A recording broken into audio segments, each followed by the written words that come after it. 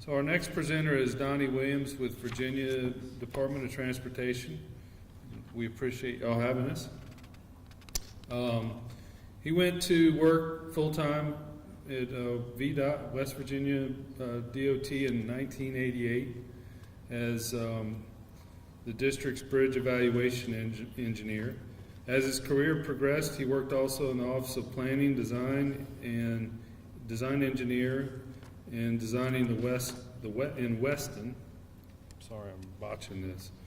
Was Assistant District Engineer in Construction in Clarksburg, and served for a period as the acting district engineer in District 4, and was the acting disaster coordinator. Currently is the section head of research and special studies, where he's responsible for the federal and state funded research programs within the West Virginia Department of Transportation. So I'm one of those speakers who likes to ask questions, and I do really enjoy what I've seen thus far. I'm a bridge person in my background. I just looked at the presentation from Georgia, and as you can tell, in my current capacity, I'm the section head of research. And so we got research going on how to straighten steel beams. We got research going on FRP for concrete structures. So Georgia, we can help you, so if you need our help. But I have a question. How many of you in this audience works for a DOT? Okay, so that's about 80%. How many don't work with the DOT? All right, now my next question is, how many of you in this room have actually worked a flood event or a storm event? Okay, that's not quite as many. So I think that's important, because when we talk about an emergency or a disaster, it's important that we understand what it's like to go through it.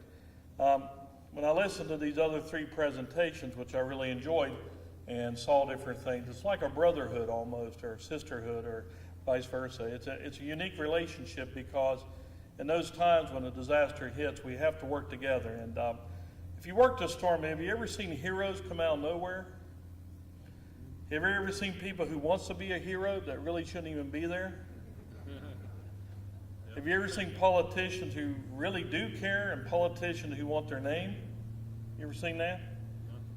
Okay, you have a little bit of everything. And it's an interesting dilemma, because in the first 6 weeks in particular, when an incident hits, and this is the way I look at it, and I think I'll have a little different tilt than some of the other, because I want to talk a little bit about FEMA and some of that process. But it's interesting that the first 6 weeks, a lot of work's done, right?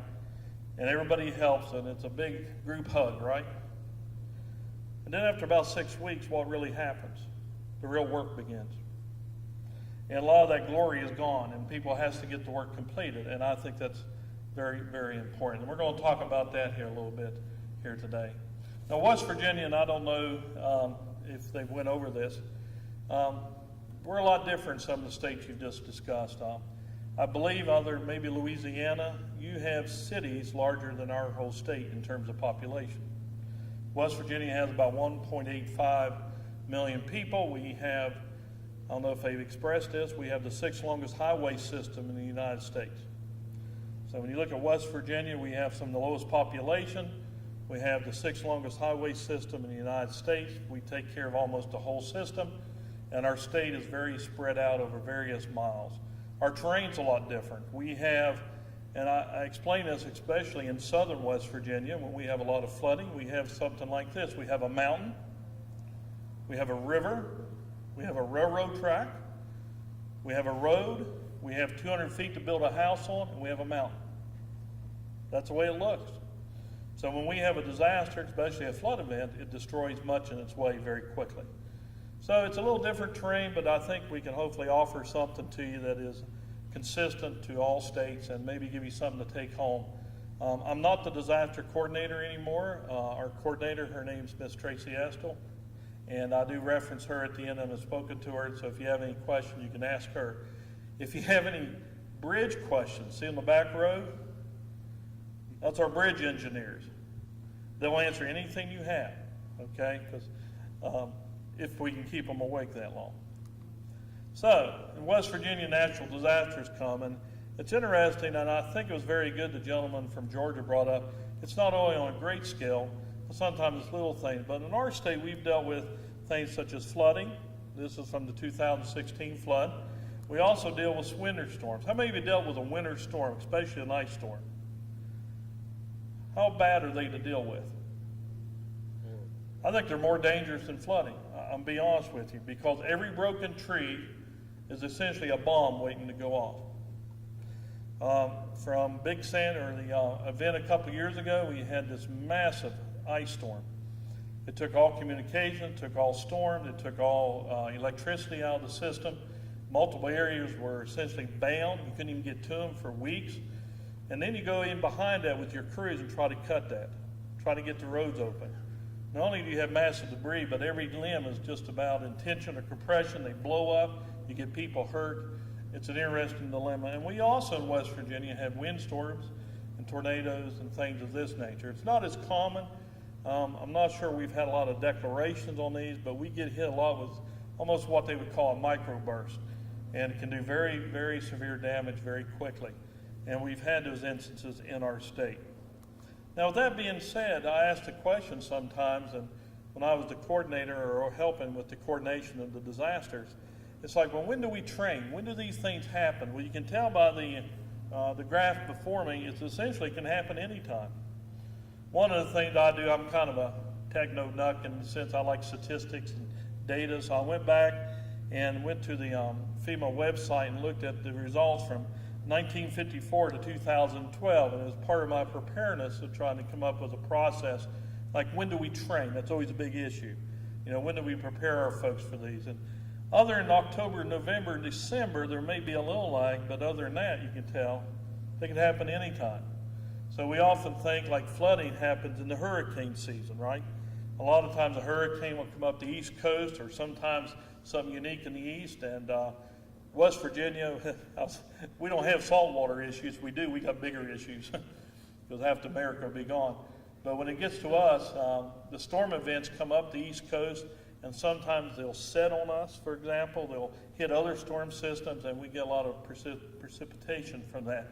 But as you can tell here, January, February, March, that's your spring, but then you look at June, you know. Then it goes back to August and September. So I think it's interesting, and it's just important to understand that it's hard to predict when these things can happen. And this graph from 1954 to 2012 kind of reflects that. Now, the 2012 event, I wasn't the disaster coordinator, but I heard a lot about it, and I've seen a lot of presentations on it, and I would like to speak somewhat to that. So here it was. Here's the storm that hit us. It was toward the end of June 2016. I think it was referenced by some of the other folks in Texas and other places. The same event helped or hurt you or hit you at the same time. And it's according to this, meteorologists and National Weather Service said that the rainfall event in some cases was a 1,000-year storm. And as bridge folks, you understand that's the probability of that storm occurring once every 1,000 years. From what I'm seeing is this was almost close in some places. West Virginia had a devastating storm in 1985. We had two systems hit and did a lot of storm damage. Well, I like this quote here. It says the Kanawha County, that's where you're at, Commissioner, President Kent Carper said, many people lost everything and some people lost their lives. We're going to need some real help. This is our Katrina. And from the gentleman here to my left from Louisiana, you can understand what that's like. But it's an issue of help. You know, when these things strike us, no matter what the situation is, it's often way beyond our means to handle. So it takes a cooperative effort of many people. In West Virginia, we have 55 counties, and of the 55 counties, 44 counties were listed in the state of emergency. So that's quite a large extent of our whole state. Now, I hope you can see this okay, but I'm going to read something on the left side which shows you some of the diversity and some of the extent of the damage that we had. We had 24 deaths as a result of the storm, 1,500 residential homes destroyed, 49 businesses destroyed, 4,000 residential homes damaged, 234 businesses impacted, 2,500 people displaced, 35 schools were affected, received damage, and 3 schools major damage. It's interesting. I'm just an old southern West Virginia boy. I'm from a little town about 2 hours from here called Richwood. It was where I was kind of born and raised in that area. Went to a little school called Richwood High School. And it's right on what we call the Cherry River. If you're a trout fisherman, it's a beautiful little trout stream down in that part of West Virginia. And Richwood, the high school, was totally devastated. as was the town, and the high school is now being demolished, and now they have a big debate on consolidation with the other school. But we lost many high schools, even in this state. How significant was it? And I think this is a really good slide I came across.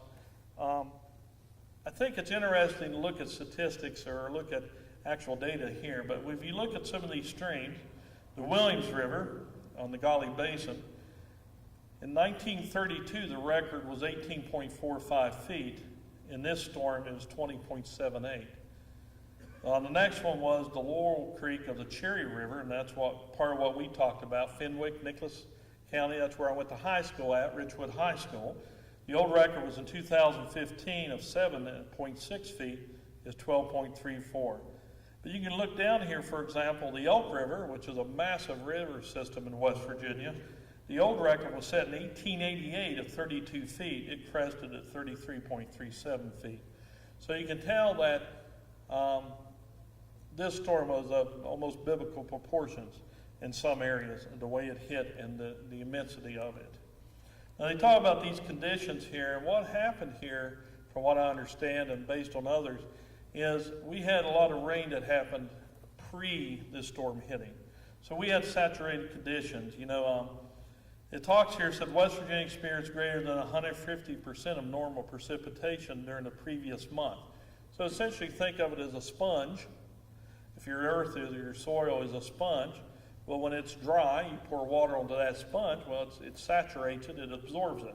And that's kind of like your soil condition. Well, we had the condition of that sponge already being saturated, full of water, sitting there, already full of water. It can't absorb any of that system, any of that weather system, and then you get hit with it. So essentially, whatever hit the ground would run off, and that's what happened in this capacity. It says areas in the southern half of the state received 6 to 8 inches of precipitation during the month compared to an average of 3 to 4 inches. And that really added a lot to it.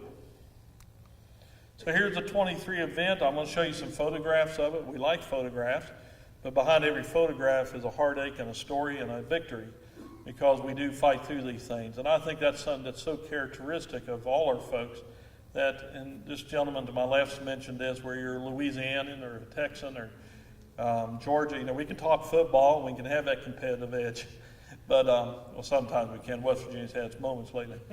But when we come to working these type of things, it's remarkable, and I have an example of how we all come together to help each of us. Here's some of the road sections near Clendenin, West Virginia, another town. Typical road. West Virginia has a lot of these type of road systems where they're essentially a gravel type system, lower maintenance, not paved, but this is what a lot of our roads look like. You can't even show me where the road was. I remember Aaron Gillespie, who's our state highway engineer now, was saying that in, I think it was Boone County or Clay County, they had to go back and use Google Maps to try to find out where the roads were, to try to put them back, because the road was so devastated, so gone. You had like 100-foot swath, you didn't even know where the road was. And of course, if you've worked in maintenance, a lot of times we don't have these deeded, we don't have them tied down, they're not surveyed. And they had to use Google Maps to try to get them back into the proximity they were post-flood. So that's how bad it was. You ever see this? We all see this, right? Where you're mountainous or not, it's where some type of flooding had taken place. There could have been a culvert under there. It could be outside of something on a stream, but we lose the whole road. West Virginia, we use a lot of slide repair. A lot of innovative, like pin piles. We lose a lot of soil nail. We use a lot of piling walls. But in West Virginia, a lot of our roads, and I'm not sure about some of your terrain, but a lot of it is essentially cut into the side of a mountainside. We're one of these states, if you want flat ground, we have to build it. We don't have a lot of flat ground. So we have these road systems. So what happens is when you lose the toe, your basic geotechnical part, you lose the system. So we have a lot of repairs just getting the road back, but they're very extensive with things like piling walls and things of that nature. Now who's heard of the Greenbrier? Yeah, America's Resort they call it. Interesting facility, it's beautiful. Our governor came from there. If you follow the state of West Virginia, Governor Justice. Here's a photograph of it. It's a world-class facility. It has, my neighbor is collegiate tennis player. She goes down there every summer. They have big tennis events. Bjorn Borg and John McEnroe play there every spring, things like this. They had an LP, or not an LPGA, a PGA Tour event. It's called the White Course. It's one of the most beautiful courses in America. They call it the Greenbar Classic. This is down near Lewisburg, West Virginia. Have any of you seen Barnwood Builders? The show, I love Barnwood Builders. I'm a wood guy. They're from the same area, okay? It's down near Lewisburg in that area. Well, this is what it looked like as it got hit by the flood. This was the tennis center, I believe, as they were pouring mud out of it. They were like a week within having the PGA event there, and the Greenbar Classic. In the lower photograph, you'll see what that hole looked like. And like 5 days before the PGA event, if you look at the upper one, that's what it looked like. It was totally underwater. And needless to say, the PGA event was canceled. Only the second time in its history the PGA has canceled a PGA event, and this was the second time. Here's that tennis center, state-of-the-art, beautiful. It had about 3 or 4 foot of mud in it. You can see workers going through and doing that. Here's a little town called Callan, West Virginia. I'm familiar with it. I was born and raised about 8 miles from here. My dad's from Callan. I was born in a place called Birch River, and I always like the personalness of this. Callan's just a typical West Virginia town. You know, it doesn't have a lot of population. A lot of our areas were coal miners, and that's what this area was, coal and a lot of timbering. But if you haven't dealt with mud, mud is one of the worst things you can ever see. You know, when mud gets inside of a home, and I've told folks I was talking to someone else the other day, when you work these storms, you go in these communities, a lot of times it's very rural, sometimes it's economically depressed areas. I've told my wife, and not because I have a lot of money, but you almost feel like you want to fill your pocket full of $20 bills, because everybody you meet has nothing left. It's that sad, and you see everything they own. Here you can look at these homes, these people. A lot of folks don't have flood insurance. The mud gets into the streets, it gets into the homes. It ruins a lot of cars and things like this. And here, this next was one of the most dramatic photographs I've ever seen in floods. This was a house that had purchased, or that had caught on fire and was floating down the stream. In my experience, I don't know about you all, I've never seen nothing quite like that. The gentleman from Georgia was mentioning the fire. We've seen fires on bridges and things of this nature, and so here you see something pretty devastating. But you know, and this is something, and I'm trying to add a little bit of a personal touch, which is kind of my style. When we see this, we come together as a people. And you know, I'm not quite the bridge person you all are, but I do come and talk about, I want to encourage you how our people comes together. And here's a photograph that was taken of the Red Cross and some of the different groups that come. And one thing that struck me when I was looking at this photograph, and this is what you have to deal with in West Virginia, an aged population. Notice in the back there's a gentleman walking out of the water, and he has a walker as he's coming out of the water. And there's people here, and you know, we come and help everybody along those lines. Now let me ask a question. Who's here from Virginia? Well, God bless you. Here's just an example, and again, the personal touch that happened. I followed this fairly closely, and even in our church we've followed this, that in Bristol, Virginia. You familiar with Bristol? They have a swift water rescue team. And I was reading about this, and this team, apparently they were just watching the news and watching about the flooding, and all of a sudden somebody in that crew said, we just can't sit here any longer. Okay, we just can't watch this. It was people dying in West Virginia, and they were equipped with what's called a swift water rescue team, with rafts and special training. And I was thinking, you know, they didn't have to get a bill, they didn't have to run through the channel. Somebody made the call and said, we're going. So it says here, and I was reading, it says the Swiss Water Rescue Team from the Bristol Fire Department, Swiss Water Rescue Team, went into the small town of Raynell, West Virginia. It had followed the events and knew that they could help. They came on their own, established a headquarters in a local fast food restaurant. I think it was a Hardee's or something like that. Unloaded 2 rubber rafts and split into teams. They hit the water at 1:22 a.m., so it was after midnight. And after 17 hours, they were credited with saving 44 people, 20 cats and dogs. And what I like about that, it shows you the human spirit of taking care of each other, where it's in Louisiana, where it's in Texas, Georgia, or whatever state you're from. But it always really touched me that this team, I'm thinking if you went through the bureaucracy of getting it prepared, the water would have been gone and it would have been over. essentially, from what I understand, they were watching and they said, we just can't sit here. So this SWIFT team from Virginia came, and I'm sure you all have stories like that, but I think it shows the human touch of how we work on these things. And as many in this room, it's not if we have a natural disaster, it's rather when will the next one occur. Whether you think about global warming or you think of the whole issues that surround itself, in West Virginia, I don't know this for an exact fact, but we have probably been averaging 3 to 5 events as long as I can remember. In 8 years, I did 28 events, different levels. You know, some were declared, some weren't. But it's really, and our preparedness should be such, it's not if we have an event, but when's the next one.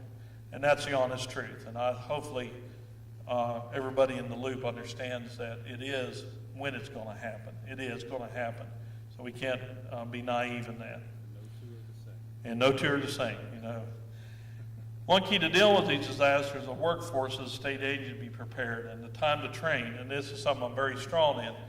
And matter of fact, the disaster coordinator who had an obligation today is doing training today in one of our 10 districts. We have 10 districts in the state. And one of the things that we try to encompass into our whole process was the time to try to train people when an event takes place and how to handle that's not during the event. And what we don't understand sometimes, and we appreciate our backhoe operators and our truckers and, you know, people of this nature and bulldozer, but everybody, even like the clerks back in the offices and things. It's all a process, and it's a very important process. So along that line, one of the things, and this is more of an example of something we did that may be able to help you with your future, is we designed a manual called the Incident Natural Disaster Response Manual. It's interesting, and if you can see the photograph, I had a technical writer named Sabrina, and she was in Parkersburg, West Virginia, and took this photograph herself at a county fair as this event was coming. But in 2013, and I don't know how you deal with storms, but sometimes it's a new invention every time it happens. You know, the rules change, but some things don't change. There's certain consistencies, certain redundancies that we need to make sure we have in place, that our people are trained, and that's very important. So we tried to put together what we call this disaster manual, and we've used this, I feel, very successfully to try to train our maintenance folks at different levels, and more than just maintenance, even our managers along this line. And why was the manual needed? I haven't heard this today, but have you ever worked with FEMA? Do you understand all the abbreviations? They talk like they're from Mars. You know, the JFO needs an EP on the PW for tomorrow's ETO. And I'm like, no, wait a minute. I'm a PE and I don't know one word you just said. Okay? It's a different language. And that was one of the things, dealing with the federal agencies, that can be very complex. They have their own terminology. They have different people. If you've worked with FEMA, every time they bring a different group in, and even they'll change the same manuals, and they'll have different opinions of it, you know. And you got to work with that. And not only with those, we have different agencies we work with. How about FHWA? We're partnered with them. DEP, National Guard. Again, we appreciate our National Guard, but they have their service. They have their mission, so to speak. SHPO, you know, with state historical preservation. They can be very complex. You know, it's a historical site. Now, I will tell you this, never dump your debris on a waste site that it was a historical Civil War battle site. I'm just saying, if that ever happens to you, not that I have experience with that, but please don't do it. SHPO does not look at that as a positive motion toward their historical preservation. Just saying, if it could ever happen. But anyways, you got these multiple groups you have to deal with. So why was a manual needed? And, you know, I'm not a bridge person like you folks, and I will go into this. And some of this was in some of the previous discussion. Employees need to be trained prior. The process to document detail of the incident is important. Well, folks, and I was talking about, you know, you take the first 6 weeks of the incident, everybody's gun-ho. I mean, everybody's lovey-dovey, let's give you a hug, high fives, God bless you all. But after that, the work begins. You know, what do you mean you don't have the documentation that you brought in a contractor on a purchase order? Well, what do you mean you don't have the hours of the employees, right? Because FEMA is going to come in and says, we need this. And then the federal highways. I used to have a lady I respect tremendously at the federal highways, and she had this one little saying, Donnie, if you don't have a picture of what it was like, Before you fix it, you get no money. Seems like a Mickey Mouse issue, doesn't it? You got a $200,000 project, you fixed it in 2 weeks, and you don't have a photograph prior, it can be a real issue. Mickey Mouse, depends on what Mickey's worth. You know, $200,000. Ensures consistency, and this is something we've dealt with a lot. I think it was interesting, the one gentleman was talking about the interpretation of scour critical. I can't remember what was that, I think it was Texas was giving a presentation. Well, you need consistency, you know, and we need consistency in this. Now, lays foundations. I won't spend a lot of time on these. It provides forms to assist in the process. And that's something we developed in this manual. Provide guidance for individual in their roles. And we're going to talk about that just real quickly here in a second. Recognize that we have a lot of employee turnover. Do you have a lot of turnover in your state? We do. You have that clerk that works in a county organization that maybe been there 2 months or maybe been there 40 years. We got maintenance supervisors that turnover, some retire, some turnover. Some people, this is their 30th storm, some of it's their first, okay? We have to consistently keep this training in front of them as we do that, and that's very important.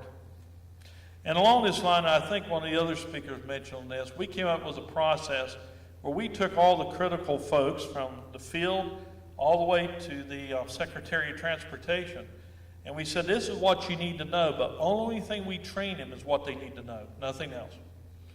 You know, the clerk needs to know, for example, he or she, that we need to document our time reports and have them in a file.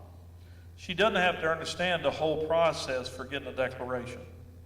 All right, so we try to train them well in only the knowledge they need to know, and that's important. For the folks out in the field that's doing preliminary data, I'm going to show you some examples here of what we did.